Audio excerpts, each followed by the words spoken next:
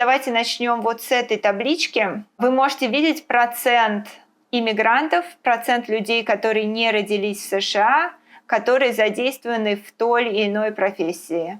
И вот вы можете видеть на первом месте это personal care and service, это какие-то, это, скорее всего, какие-то уходовые сервисы, там, допустим, парикмахерские, уход за лицом, ногти и так далее. Больше всего иммигрантов в этой индустрии, но здесь довольно низкие зарплаты. Всего 38 тысяч долларов в год, это 200 тысяч долларов в месяц, что довольно низко для США. Если мы сравниваем со средней арендой, то средняя аренда была 1200, то есть 2000 останется у этих людей на руках после оплаты аренды. На эти деньги можно жить. То есть это действительно низкая зарплата, но если вы не живете, допустим, в Сиэтле, а в каком-то месте подешевле, то на эти деньги вполне можно жить. И, кстати, я вам покажу чуть попозже сайт, с которого я брала эти средние зарплаты. Единственное, что это средняя зарплата, а не медианная. До этого мы смотрели на медианную зарплату. То есть медианная зарплата – это столько, сколько зарабатывают наибольшее количество людей, которые работают в этой профессии. А средняя – это просто средняя арифметическая, когда все зарплаты в этой профессии складываются, делятся на количество людей.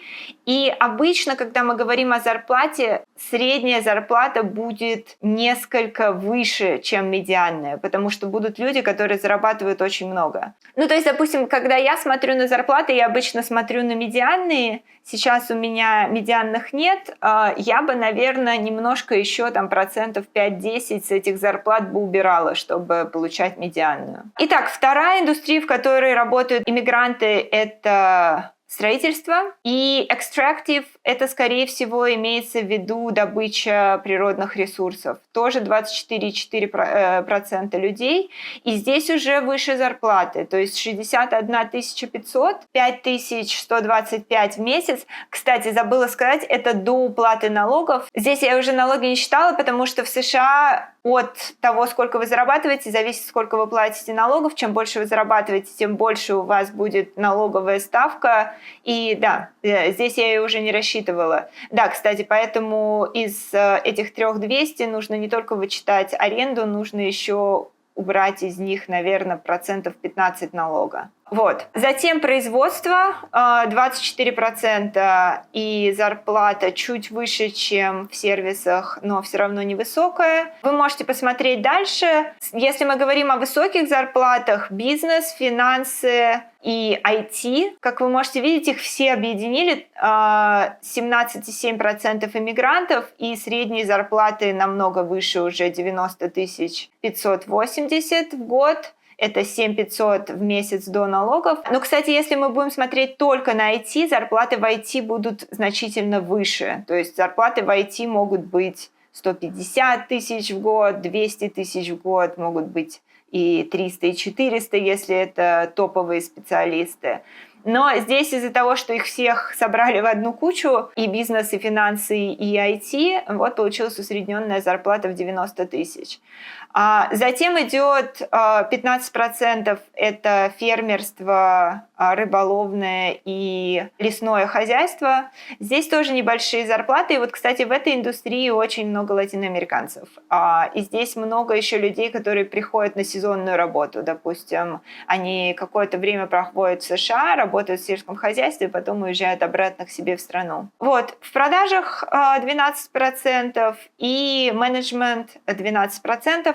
Менеджмент, насколько я понимаю, здесь имеется в виду управляющий менеджмент, и поэтому наиболее высокие зарплаты 137 тысяч до налогов в год, 11 500 в месяц. И теперь, если мы посмотрим по безработице, здесь я все эти должности отранжировала по самой маленькой безработице. И, как вы можете видеть, самая маленькая безработица в legal – это юридические услуги.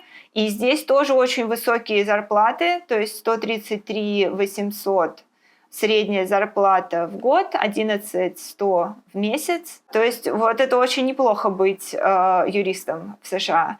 Но, как вы можете видеть, он не входит в список топовых профессий, где работают иностранцы. Я думаю, обусловлено это тем, что должна быть для legal должна быть местная лицензия, точно так же, как и для врачей, потому что право в США может очень сильно отличаться от права в другой стране. И, соответственно, вы не сможете, скорее всего, если вы приехали и были юристом в другой стране, вы, скорее всего, не сможете сразу же начать работать юристом в США. Затем в образовании тоже низкая безработица, но не очень высокие зарплаты, но при этом и не очень низкие, довольно средние. В сельском хозяйстве всегда низкие безработицы, всегда нужны люди, но очень низкие зарплаты. А затем идет, вот, соответственно, бизнес, финансы и IT с большими зарплатами, и менеджмент, топ-менеджмент всегда нужен. Но в топ-менеджмент довольно сложно попасть сразу. Обычно, когда вы приезжаете, вы все-таки работаете на каких-то профессиональных должностях и потом растете в топ-менеджмент. Ну, если только вас не привезли сюда как топ-менеджера уже по рабочей визе.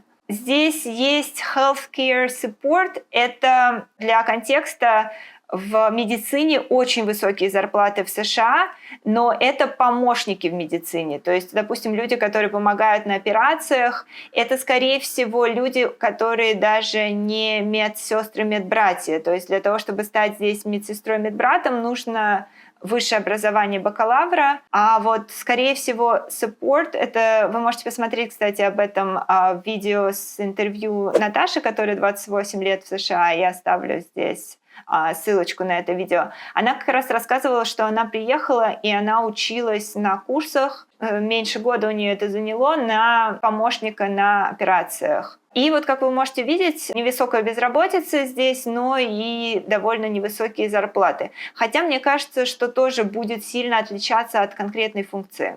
Затем в продажах тоже не очень высокие зарплаты, но чуть-чуть повыше. Дальше, если мы посмотрим, где довольно высокая безработица, на самом последнем месте это приготовление еды.